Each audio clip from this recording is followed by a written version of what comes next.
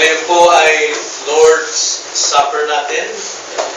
Ang aking pong ibabahaging mensahe ngayong hapon ay ang kahulugan ng muling pagkabuhay. Ang kahulugan ng muling pagkabuhay. Buksan natin ang ating mga Bible sa Matthew chapter 28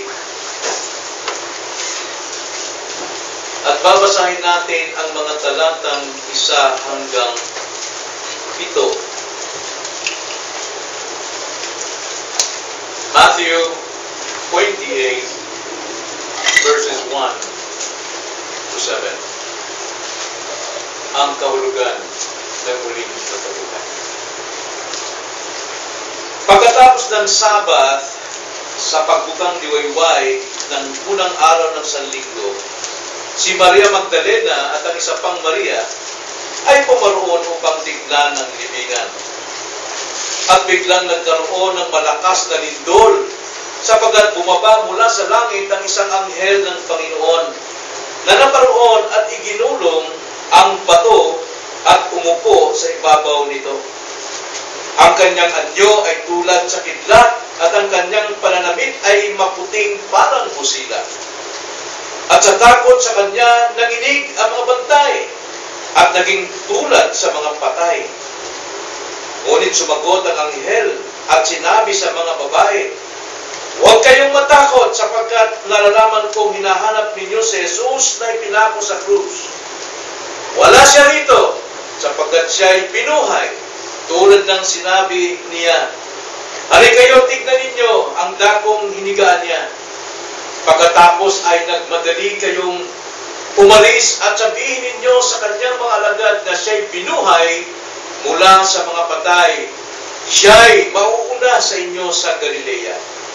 Makikita ninyo siya roon. Ito ang nasabi ko na sa inyo. Tayo manalangin. Opo, Panginoon, hangad naming maunawaan ang kahulugan po ng muling pagkabuhay ng Panginoon. Nais naming makita ang dakilang kahalagaan nito sa aming po mga buhay. Sapagkat dito po nakasalalay ang aming kaligtasan. Samahan niyo kami, turuan niyo kami, biyaan niyo kami ng lakas ng pagdinig at pangunawa.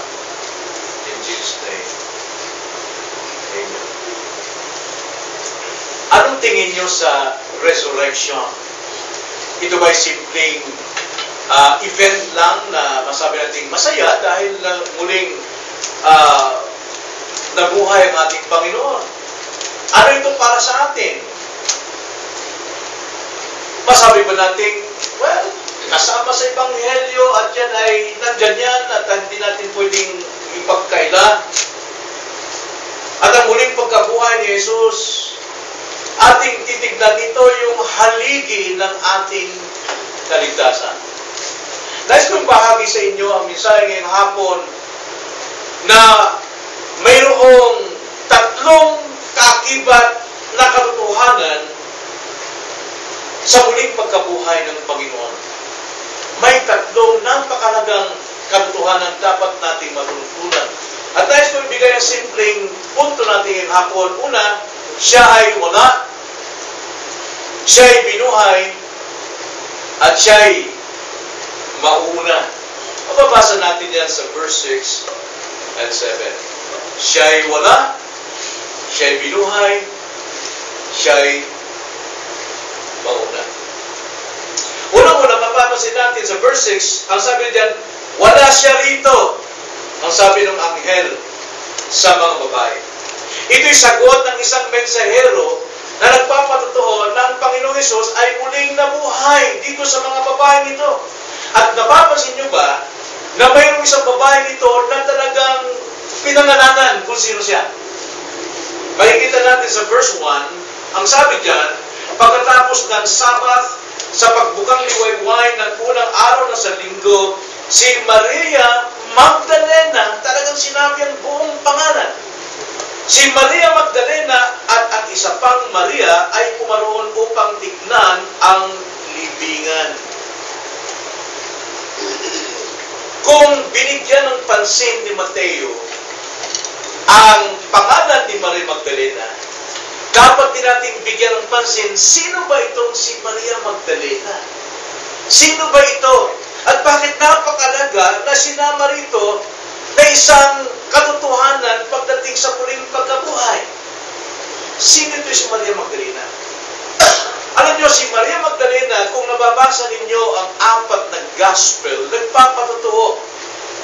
Si Mateo, si Marcos, si Lucas, at si Juan tungkol kay Maria Magdalena. Sa madaling salita, mababasa natin sa Lucas 8, versikulo 2, na itong si Maria Magdalena ay ang babaeng pinagaling ng Panginoon mula sa 7 demonyo na naghahari sa kanya. Baksa natin ang Luke chapter 8, verse 2.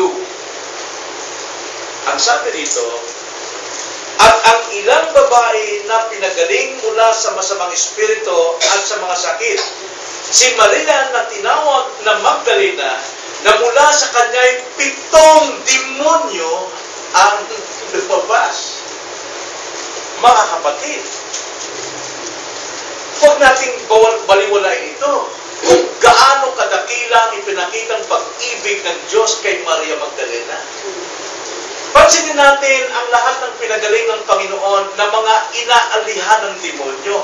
Isang demonyo lang, pinahirapan ng isang tao tulad ng anak ng isang ama, na ang kanyang anak ay talagang gumupula ang bibig, gumugulong sa apoy, at nilulunod pag tumatawid sa ilog, ay doon inaatake ng demonyo, pilit na nilulunod ng demonyong ito.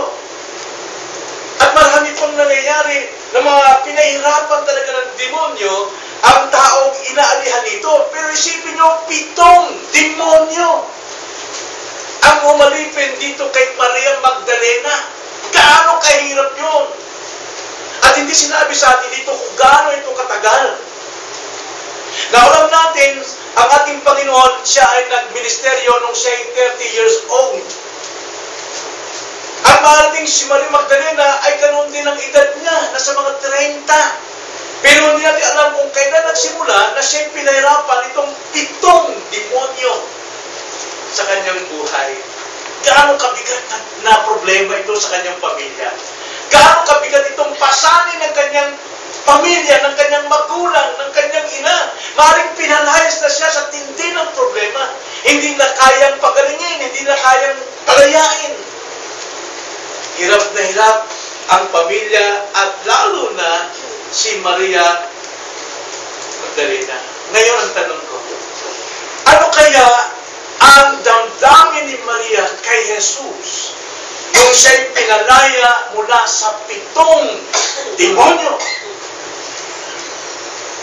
Ano kaya ang kanyang pagkatingin kay Kristo na siyang nagpalaya sa kanya sa matagal niyang panahong pagkaalipin ito? Kayo, ano ang inyong damdamin? Anong relasyon niyo kay Kristo na alam niyong napakatagal kayong alipin ng iba't ibang kasalanan, iba't ibang mga problema sa buhay? Anong tingin niyo kay Christ? Anong pakiwari niyo kay Kristo? Isa lang bang nagkataon na dumating sa buhay mo at instant binago ka sa buhay? Ang salita ng Diyos ang makapagsasabi niyan, yun yung sabi sa Lucas 7, versikulo 47. Ang sabi dito ng Panginoon sa isang taong kitongin. Isang taong kitongin na nag-invite kay Jesus Christ sa bahay niya para magbigay ng celebration dahil pinagaling siya sa ketong.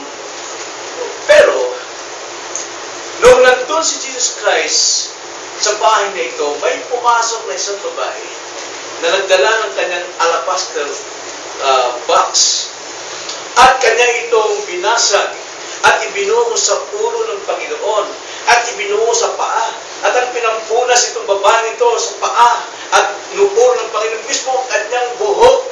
Samantala yung pinagaling sa ketong, hindi niya nagawa ito, hindi nagawang hugasan ng kanyang kamay. Kaya sabi ng Panginoon dito sa verse 47, kaya sinasabi ko sa inyo, ang tanong kasi, nasabi sa 46, hindi mo binuhusan ng langis ang aking ulo, subalit binuhusan niya ng pabango ang aking mga paa. Kaya sinabi ko sa inyo, ang marami niyang kasalanan ay pinatawad niya sapagkat siya ay nagmahal ng malaki. Subalit ang pinatawad ng kaunti ay nagmamahal ng kaunti. Anong tingin niyo sa inyong sarili, sa inyong kasalanan? Kaunti lang ba ang kasalanan natin? Kaya ang ating pag-ibig kay Kristo, gayon lang. Hindi natin siya pinaragahan sa araw na dapat natin siyang katagpuin. Anong tingin niyo sa inyong kasalanan? Maring maliit ang kasalanan mo dahil ikay mabait simula nung ikay silang. Pero ang kasalanan yon ang siyang maglulubog sa iyo sa impyernong walang katapusan, eternal death in hell. Napakabigat na, pero iniligtas ka ng Panginoon. Ano ganyan ang relasyon mo kay Kristo? Pero sabi dito, ang may pinatawad na mas malaking kasalanan, siya rin ang nagpapayag ng mas malaking pag-ibig sa Panginoon. Eto, si Maria Magdalena. Siya'y alagad ng Panginoon. Alam niyo ba? Simula nung siya'y pinagaling ng Panginoon sa pagkaalipin sa kanya ng 7 demonyo, hindi na humiwalay si Maria Magdalena sa kanya, sa ating Panginoon. Hindi na humiwalay. Laging nababanggit yung pangalan niyang buo, Maria Magdalena. Naman, ito rin dapat ang maging halimbawa natin. Saan man tayo sumasamba, saan man ang ating pagtitipon, saan man okasyon tayo sa buhay natin, nawa nakikilala tayo sa buong pangalan, si Isidro Dadula. Laging kasunod ni Yesu Kristo. Sana yun din ang pangalan mo. Lagi kang nakikita ng mga tao, si ganito, apelyido mo, nababanggit na nakikita ang katapatan mo at pagmamahal sa Panginoon. Tingnan niyo ang sabi sa Matthew 27. Tungkol kay Maria Magdalena. Verse 56. Anong sabi? Ang sabi dyan, kasama sa mga iyon, now, verse 55, immediate context. At marami ding babae roon na nakatanaw mula sa malayo na sumusunod kay Jesus buhat sa Galilea, na naglingkod sa Kanya. Naglingkod. At sumusunod kay Kristo. Verse 56, kasama sa mga iyon si Maria Magdalena. Wow! Binigyan talagang pinangalanan siya. Makikita sa kanya ang isang napaganda na halimbawa. Si Maria na ina ni Santiago at Jose at ang ina ng mga anak ni Zebedeo. Pinangalanan ng Maria pero hindi sinabi ang buong pangalan. Pero kay Maria Magdalena, ibang-iba. Kita natin na si Maria Magdalena ay talagang lingkod, alagad ng Panginoon. Hindi siya humihiwalay kay Jesus hanggang sa paghihirap ni Kristo sa krus ng Kalbaryo. Hanggang sa paghihirap ng Panginoon, ng kanyang boses halos hindi na marinig. Ang kanyang katawan lupay-pay na sa krus, kaya nang piniriwanan ni Pastor Rory nung last Sunday. Tignan niyo ang sabi sa John, chapter 18. Chapter 20. 19. John chapter 19. Tignan nyo. Verse 25. Ang mga bagay na ito ay ginawa ng mga kawal. Pagpapasakit doon sa Panginoon. Samantala, nakatayo sa tabi ng krus ni Jesus ang kanyang ina at ang kapatid niyang ng kanyang ina, si Maria na asawa ni Cleopas at si Maria Magdalena. Si Maria Magdalena, pinangalanan talaga buong kanyang pangalan. Simula na siya makalaya sa 7 demonyo sa kanyang buhay, hindi na siya humiwalay sa Panginoon. Sapagkat sinong pinatawad ng malaking kasalanan, sa iyo nagbibigay ng malaking pag-ibig sa Panginoon. Naramdaman ni Maria, narinig niya ang hininga ng Panginoon. Narinig niya ang pagpatak ng dugo na matagaktak sa lupa. Narinig ni Maria ang pagkilos ng katawan ng Panginoon sa paghihirap. Narinig niya. Alam niya ang damdamin ni Kristo. Alam niya ang bawat pawis na lalaglag sa kanyang mukha dahil malapit si Maria Magdalena. Malapit siya sa Panginoon. Balikan natin ang ating text. Matthew Matthew 28. Tingnan natin si Maria. Sa Matthew 27, sa verse 61, tingnan niyo ang sabi. Noong si Jesus Christ ay ilibing na doon sa hirang na libingan, nasaan si Maria? Ang sabi sa 61, si Maria Magdalena at ang isa pang Maria ay naroon at nakaupo sa tapat ng libingan. Pagklaseng babae ito. Talagang mahal na mahal niya ang Panginoon. Pinalangalanan siya. Alam niyo, napakasarap pangalanan. Halimbawa, pagpalagay natin si Aura na paborito ko pangalan ni Aura. Si Aura ngayon ay Baguio. Si Aura Baguio. Nakaupo sa tapat ng libingan. Akalain mo kung babanggitin ang pangalan mo. Isang malaking karangalan yun. Isang malaking karangalan. Pero isang mas malaking kahiya naman, kung masabi, alam mo kung sino namumuna sa chismisan doon? Ang laki ng kahihiyan doon. Mas maganda yung makilala ka na kung saan ang pananampahan kay Kristo naroon ka talaga. Maring hindi kita mapansin. Maring hindi ka mapansin ng mga kapatid, pero nagpapansin ka ng Panginoon. Napansin ka ng Panginoon. Gusto niyo maging Maria Magdalena? Hindi yung kanyang buhay nung una, kundi buhay niya nung siya'y naligtas. Sana ganun ang magiging buhay natin. Kaya itong si Maria Magdalena, hindi na mapigil ang kanyang mga luha. Namamatay si Christ. At lalo na nung muling mabuhay. Hindi sabi niya sabi ni Juan naman, patutuo ni Juan, sa kanyang sulat, John chapter 20, verses 11 to 13. Ganito sabi. Ngunit si Maria ay nakatayong umiiyak sa labas ng libingan. Sabi nga ni Gloria kanina, Pastor, kayo ba'y umiiyak? Oo naman. Noong araw, di pa Kristyano, napakatigas ng puso. Hindi ako umiiyak. Pero ngayon Kristyano na ako, very emotional ako. Pero pinipigilan ko na. Alam mo, masarap umiyak. Sabi nga niya, pagka pinakanta raw yung trust and obey, there's no other way. To be happy in Jesus is to trust and obey. Umiyak ko siya. Tama yan. Kaysa umiyak ka sa problema mo, no? Mas maganda yun. Like Mary, he loves Christ. He loves Jesus Christ. Kaya umiyak talaga siya. Hindi ba rin maging emotional tayo sa Diyos, ang ating damdamin, yung relationship with God? Kaysa naman, emotional tayo sa ating mga kawalan. Kaya kung sinasabi, hindi tayo umiyak, masakit po, ang wala kang makain. Alam niyo yan, di ba? Naranasan niyo ba yun na maghapon? Ano makain natin? Makain, wala ka tayo lulutuin. Minsan, nararamdaman ko, pumapasok ko sa kwarto, umiyak. Kaya ito, nagawin ko. Pero, pag-iyak mo, maring pagkataluwa, tatlo. 5 namin kapalit na ulam.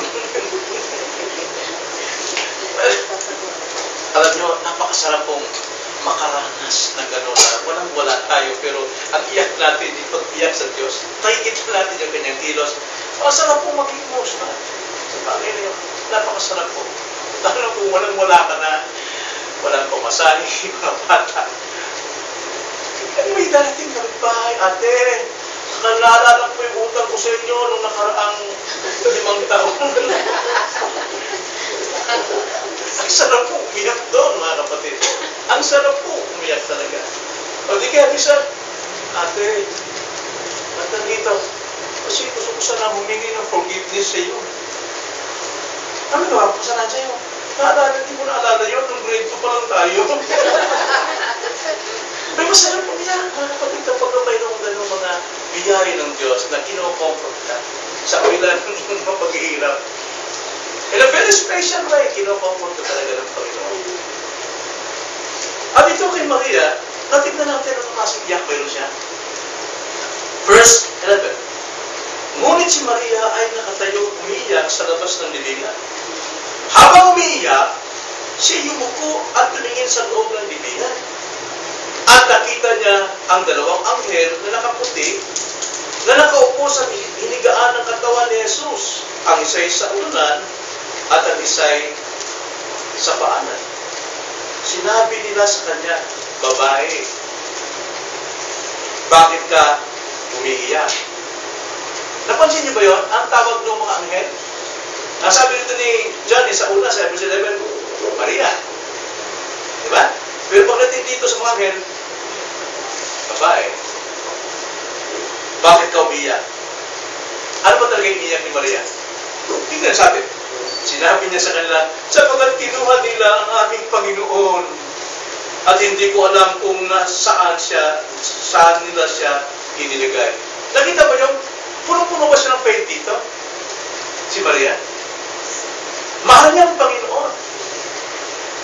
Pero ang sabi niya, kinuha daw siya ng mga tao at hindi malaman kung saan nilagay. Kaya sabi ng anghel, babae. Ba't ka umiiyak? Ano ang iyak ko? Hindi na faith yan eh. Damdamin na yan eh. Kasi kung babatin natin, pagsamahin natin mga sulat ng mga gospel writers dito, yung mga pariseo pupunta kay Pilato noong malibing. At ang sabi, alam mo mahal na kasi, may sinabi ang taong ito na siya ay bubuhayin sa ikatlong araw. Baka mamay ng alagad niya, papaniwalain kayo na nakawin yung bangkay. Anong dapat niyong gawin? Kailangan pabantayin ninyo. Ay hindi naman Pilato, nagputos ng mga sundalo, kaya may bantay sundalo sa gate nito eh. At nilagyan ng selyo yung bato ng agulong para kung sino man gumalaw doon, kung mayroong gumalaw doon, nakikita natin talagang nilakaw yung kanyang bangkay. Pero saksi yung mga sundalo ito, para silang bumagsak ng parang patay, parang bumaba ang anghel. Diba? Hindi nilakaw. At para mapaniwala ang mga tao doon na hindi na buhay na maguli ang Panginoon, sabi ni Pilato, sabi ng mga pariseo, ito, bigyan natin yung sundalo ng pera na uso yung nagkay doon. Sabihin sa mga tao, ninakaw siya ng mga alagad. Hindi siya nagpuling na buhay. Kaya hanggang ngayon, maraming naniniwala dyan. At mapapasin natin ito. Kaya talagang bagbag ng bagbag ang puso kay Maria. Pero dito, alam mo, hindi na po pananampalataya ang kanyang pinahawakan dito. At sabi niya, nawawala ang aking Panginoon. No, sa ating text, ang sabi ng anghel, wala siya rito. Pero hindi nawawala ang Panginoon. Gaya ng sinabi ni Maria, nawawala ang Panginoon. Tingnan niyo sabi sa verse 13, doon sa Matthew 28.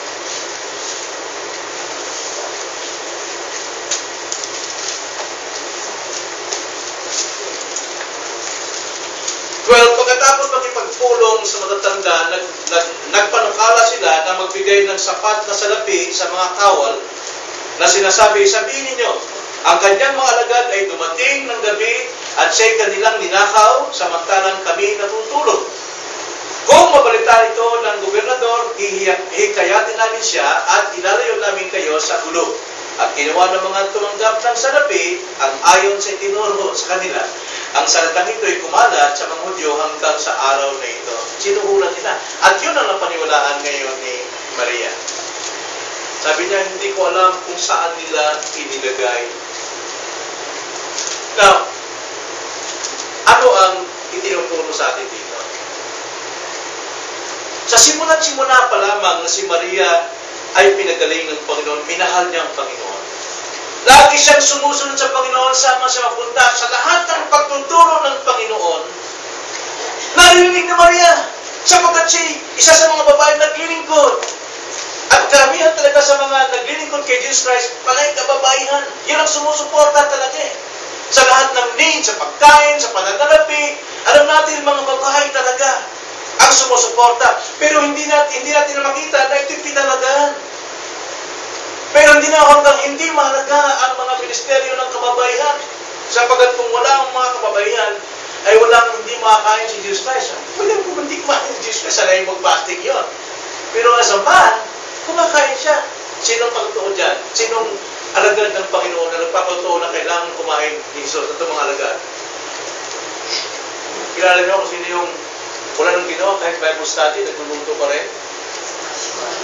Si Martha. Pero hindi naman pinabaliwan ng Panginoon yung ginagawa niya. Pero sa time ng pangangaral, dapat nakaupo si Martha. Pwede na magluto after ng pangangaral eh. Kung sino natin, di ba? After ng preaching, pwede naman balikan, lutuin yung pagkain natin. Kailangan din natin kumain. Pero itong si Maria Magdalena, nakalimutan niya na sa bawat pagtuturo ng Panginoon, lagi sinasabi ng Panginoon, alalahanin ninyo na ako'y malalagay sa kamay ng mga tampalasan. Ako'y kanilang papatayin, pero makalipas ang 3 araw, ako'y muling mabubuhay. Tingnan niyo ang sabi ni Lucas 24. Luke chapter 24. Ang sabi ng anghel sa mga babae kay Maria. Luke 24, verse 6 and 7. Ang sabi ng anghel, wala siya rito, kundi muling nabuhay. Alalahanin ninyo kung paanong siya ay nagsalita sa inyo noong siya ay nasa Galilea pa, na ang anak ng tao ay kailangang ibigay sa mga kamay ng mga makasalanan at ipako sa krus at muling mabuhay sa 3 araw.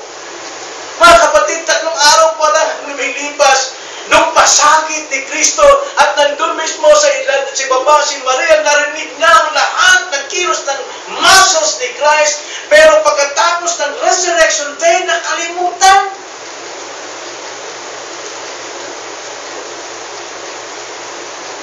Nakalimutan niyo ba ang Panginoon? Nakalimutan ba natin siyang katagpuin? Nangyayari yun. Paulit-ulit na sinasabi ng Panginoon sa kanila yun. Sa Matthew, sa Mark, sa Luke, sa John.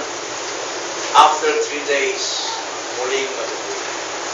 Kaya sabi dito, siya'y wala. Hindi siya nawawala, kundi natupad na si Jesus ay muling nabuhay. At yun ay isang katotohanan huwag nating alisin sa ating buhay. Na sa ating Kristyanismo, ang muling pagkabuhay ay napakalaga para sa atin. At sapagat ito ang haligi ng ating kaligtasan. Una, siya'y wala. Ikalawa, siya'y binuhay. Sa ating text, wala siya rito sapagkat siya'y binuhay. Siya'y binuhay. Ito ang mga problema ng mga alagad. Makakalimutin. Tayo din, minsan nakakalimut, di ba? Sunday ba ngayon? Talaga? Sunday ba ngayon? Nakakagulat yun, no? Pero pwede pang, prayer meeting ba ngayon? Pwede ba yun, no? O, matigil ka tawanan. Pwede ba yun? Talaga, prayer meeting ba ngayon? Pwede mo sabi, Sunday ba ngayon? Parang nakakapagtaka na yata yun.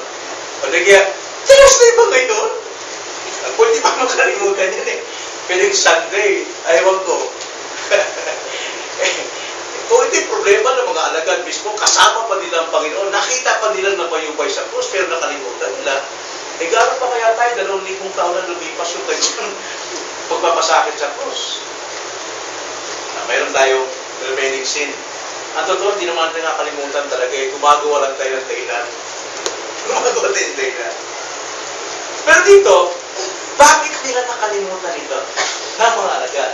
Hindi sila makapaniwala. Si Pedro, nung balita ni Maria Magdalena, nagpunta sa libingan, nagpunahan pa sila ng John. Si John ang bilis tumakbo, pero mas mabilis si Pedro.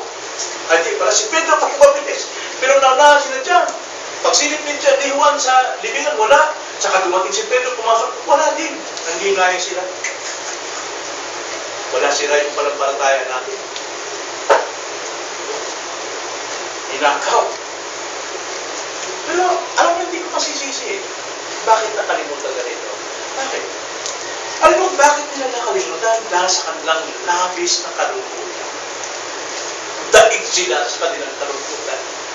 ng kanilang Panginoon. Unang-unang tinalikuran nila noong ito'y hinuli. Nagsipagtakbuhan sila. Nalulungkot sila sa kanilang sarili.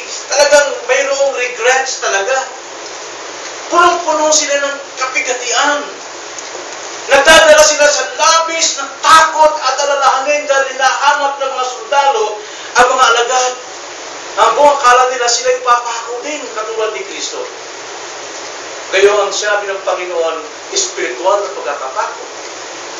Kaya hindi natin maalis na sila man ay nakalimutan. Di ba pag tayo lungkot, problemado tayo, nakakalimutan ang ilang araw.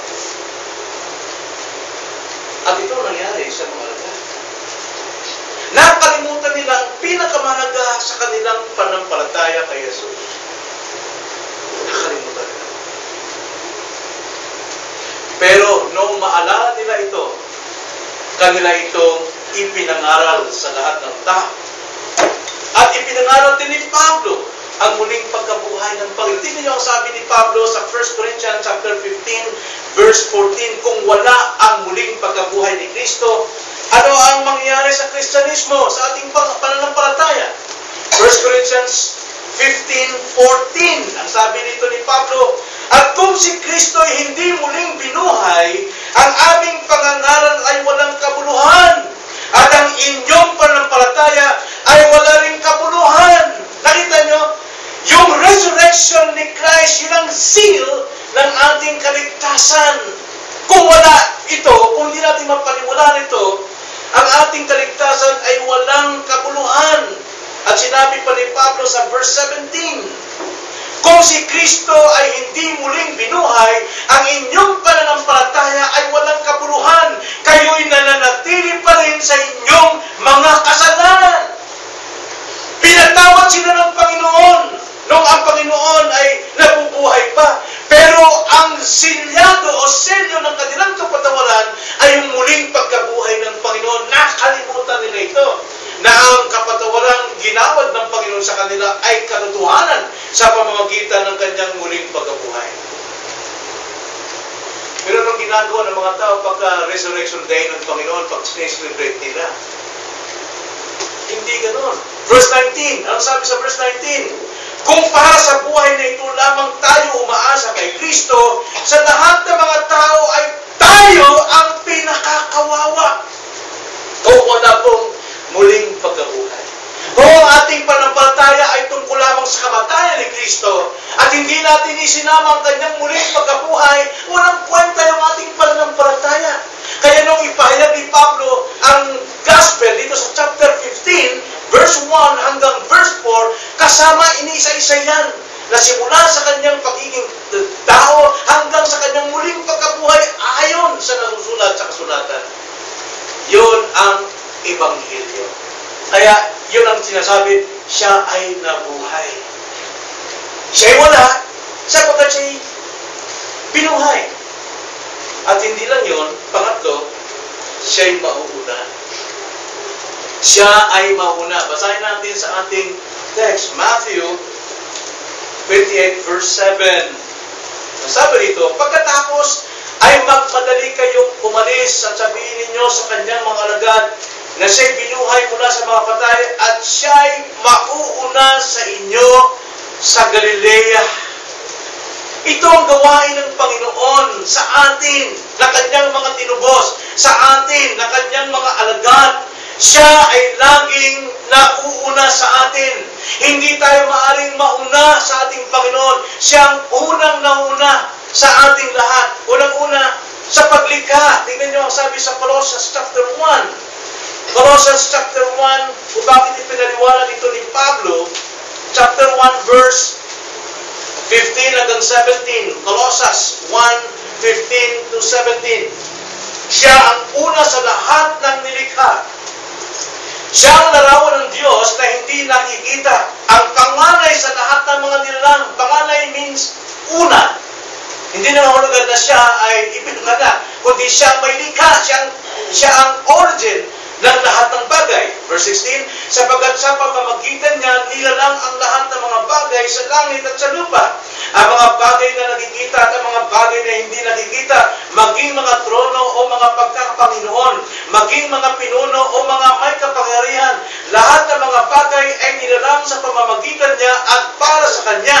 Ang sabi sa 17, siya mismo ay una sa lahat ng mga bagay at ang lahat ng mga bagay ay nahawakang sama-sama sa Kanya. Pagdating sa creation, una ang Panginoon. Hindi tayo ang nauna. At hindi lang yun, pagdating sa paglilingkod, una pa rin ang Panginoon. Philippians chapter 2, verse 5 to 11. Bagamat siya Diyos, hindi niya inaring siya ikapantay ng Diyos, kundi siya naglingkod sa mga alipin at nag-aral ng kanyang buhay maging sa krus ng Kalbaryo. Siyang unang nagpagitan ng tamang paglilingkod. Una ang ating Panginoon bago tayo. At hindi lang yun, pati sa pasakit, unang Panginoon. Hebrew chapter 4, verse 15. Ang sabi rito, sapagkat tayo'y mayroong isang pinakapunong pari na marunong makiramay sa ating mga kahinaan, isa na tinukso sa lahat ng mga paraan, siya rin naman paraan, gaya rin naman natin, gayon may walang kasalanan, unang nagdusang Panginoon upang siya'y makiramay sa atin. Ay huwag mo sabihin, naghihirap ka ngayon sa iyong pagiging Kristiyano.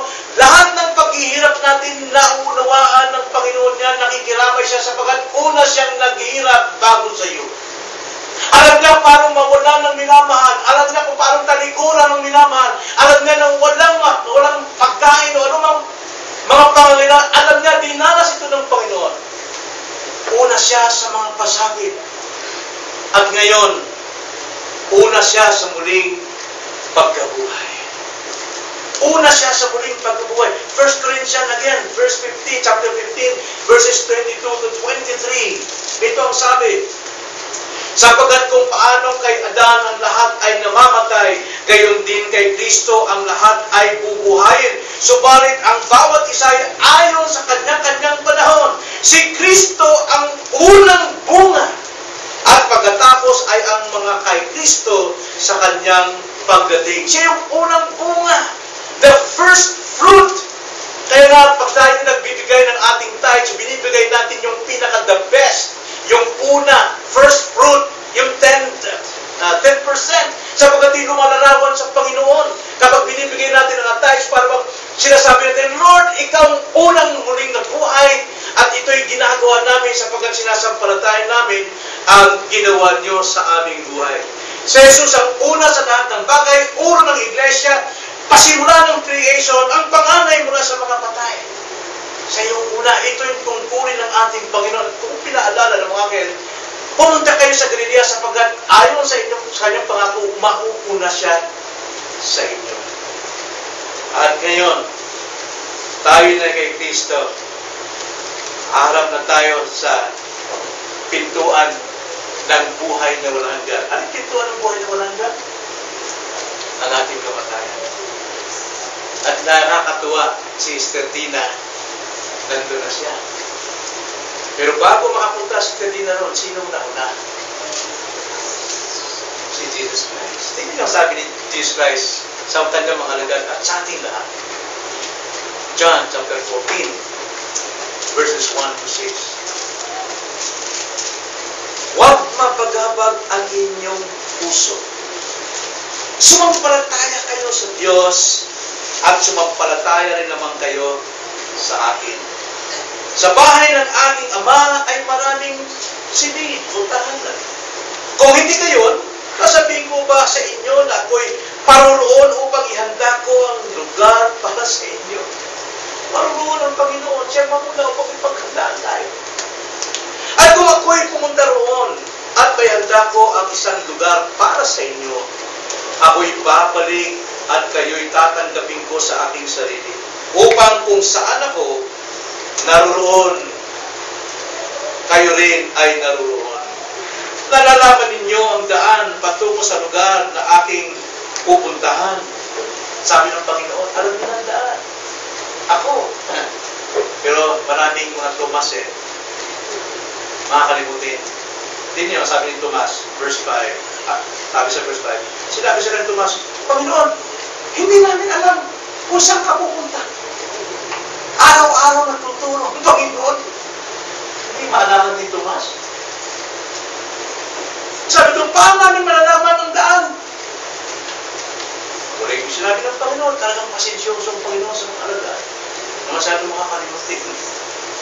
Verse 6, sinabi sa kanya ni Jesus, ako ang daan, at ang katotohanan, at ang buhay. Sino man ay hindi makakarating sa Ama, kundi sa pamamagitan.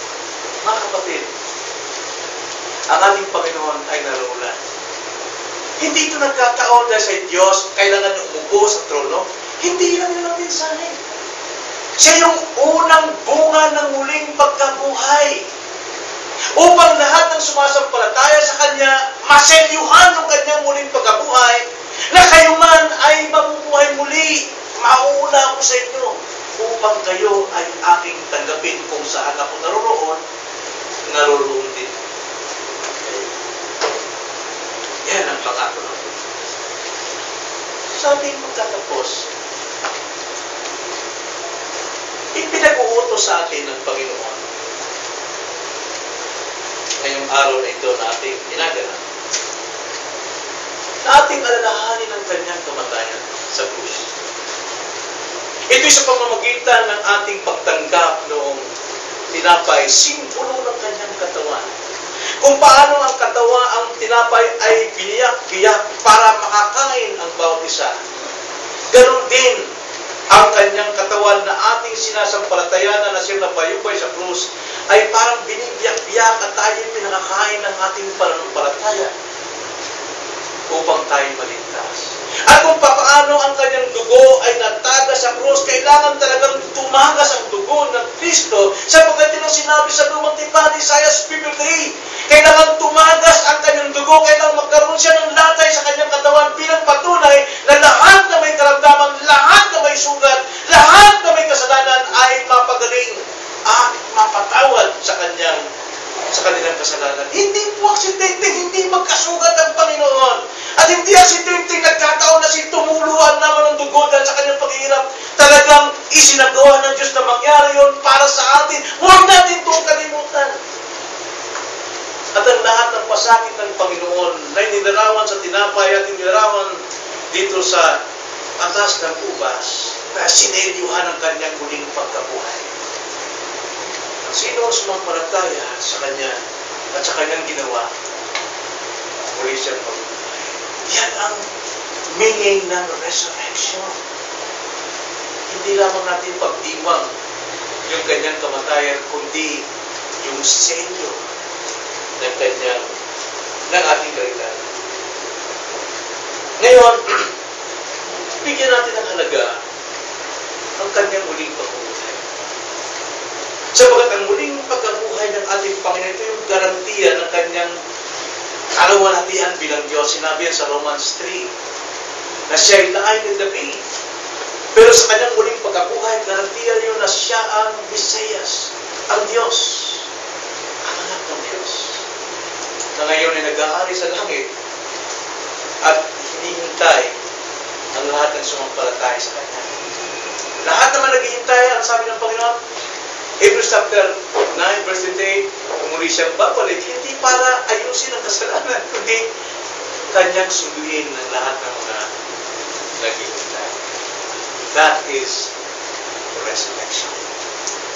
So, ano yung tatlong kakibat doon sa resurrection? Siya wala, siya binuhay, siya tayo'y nalangin, at kaya po mga kapatid natin na yung sa paano pang